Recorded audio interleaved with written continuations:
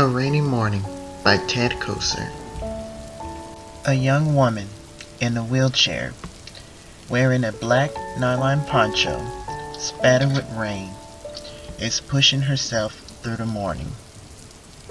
You have seen how pianists sometimes bend forward to strike the keys, then lift their hands, draw back to rest, then lean again to strike just as the chord fades. Such is the way this woman strikes at the wheels, then lifts her long white fingers, letting them float, then bends again to strike, just as the chair slows as if into a silence.